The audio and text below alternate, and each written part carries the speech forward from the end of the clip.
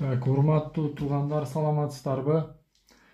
Бүгүн биз сиздер менен моундай SafePal деген кошелек жөнүндө сүйлөшөбүз да. Бул муздак кошелек. Ысык кошелек менен муздак кошелектин айырмасы ысык кошелекту кол менен кармаганга болбойт.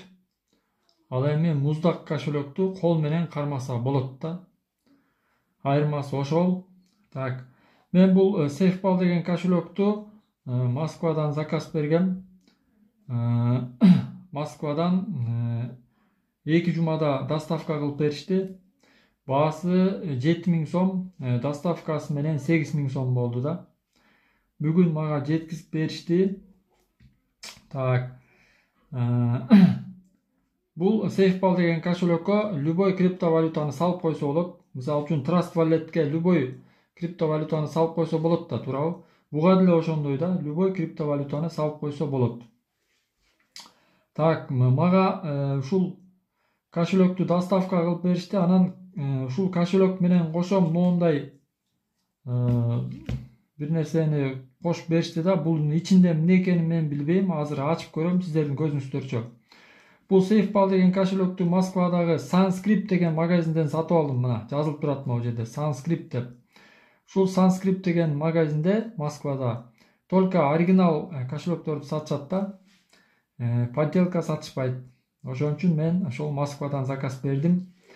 Так, ушуну азыр мен ачып көрөйүнчү. Бунун ичинде эмне бар экенин мен билбейм азыр. Мына силердин көзүңөрчө ачып көрөйүн азыр. Так.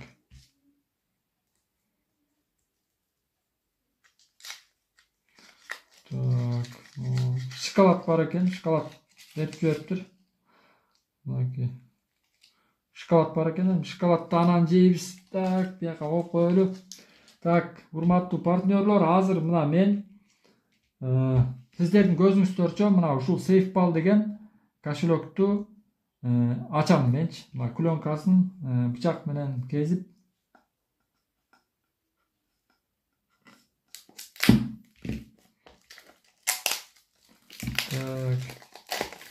жапжаң кошелек. Так. Эгер сиздер да ушундай SafePal деген кошелек ала турган болсоңуздар, сатып ала турган болсоңуздар, анда биринчи кезекте мына пломбаны текшериш керек. Мына пломбаны көрүп атасыздарбы? Тоголок пломба.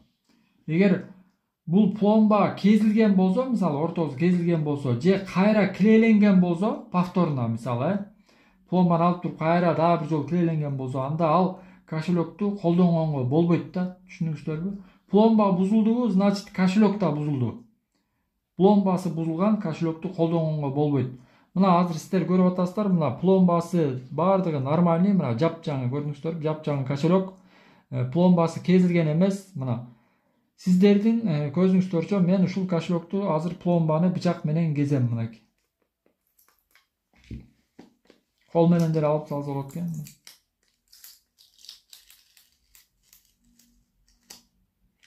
Так, пломбаны алып салдык.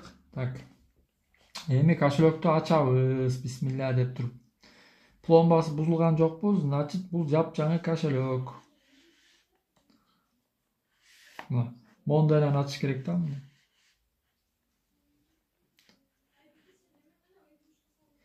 Так, ушинтип мынакей ачтык. Так, SafePal дейт мына. Үстүндө эмне турат? Так, бул китепче инструкциясы окшойт, жанагы үйрөтө турган. Бунун ичинде эмне бар билбейм мен. Кара, көрөлүчү. Бул неме экен? Жанагы сид фразаны жаза турган неме да булчу. Мына көрдүңөрбү? Мына сид фразаны жазасыңар. Ушундай кагаздар. Булар болсо жанагы QR код да, мындай. Ушул QR код менен SafePal деген приложенияны телефондон скачивать этесиңер да. Так, булар түшүнүктүү. Так, биягында дагы эмне бар биягында? Так, бул жанагындай эме мындай наклейкалар да, мындай. Наклейкалар. Бул болсо жанагы эме тряпкабы, жанагы эмени сүртө турган мындай дисплейди сүртө турган тряпка да бул. Окей. Бул болсо аппарат. Аппараттын өзү мынакей. SafePal деген аппараттына өмүрүмдө биринчи жолу кол менен кармайын деп атам мынакей. SafePal деген аппарат, бисмилля деп туруп мына жапжаңы аппарат. Так, дагы эмне бар экен биякта? Бул жакта провод болуш керек, жана зарядтай турган провод. Ал проводду кантип алат мен билбейм. Ал так, нону алып көрөйүн, нону алып салайлы нары. Так, эми мына могу жакта болуш керек да провод, менин оюмча. Нону тартыш керек да могу.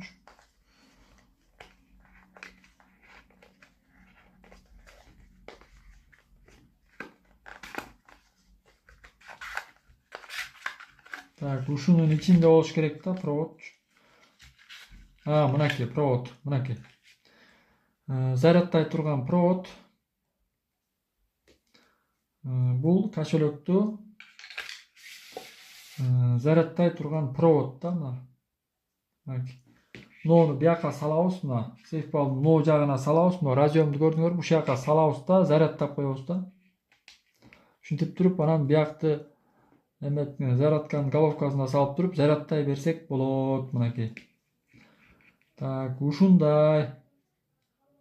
Бул кошелек мага аябай жагат. Мен аябай көптөн бери алсам деп жүрүп, акыры алдым, ушундай сатып алдым. Бул муздак кошелек, жана мен силерге айттым, бул деген муздак кошелек. Ысык кошелекту кол менен кармаганга болбойт. Мисалы үчүн Trust Wallet бул ысык кошелек да, аны кол менен кармай албайсыңар. Ал эми SafePal деген бул муздак кошелек. Буну ушинтип кол менен кармаса болот.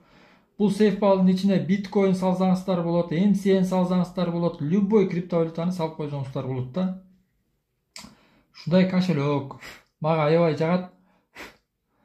Ошон үчүн заказ берип сатып алдым. Эми включать этейин мына. Так, күйүп атат мына. Так. Тилди танда деп атат. Мен русский дегенди тандайм. Так, аутентификация устройства дейт.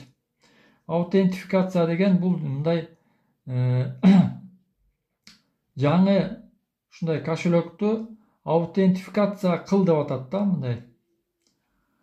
Буну аутентификация кылгандан кийин анан уже кошелек иштеп баштайт. Так. Ушундай.